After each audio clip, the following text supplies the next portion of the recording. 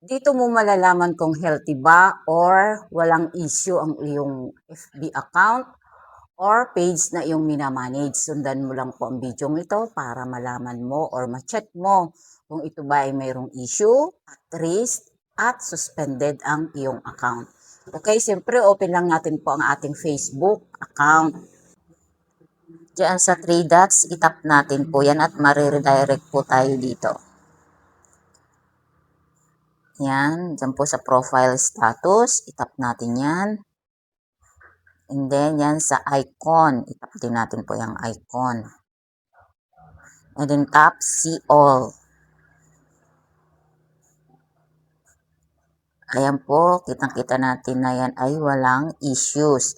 And then, tingnan din natin dito sa some issues.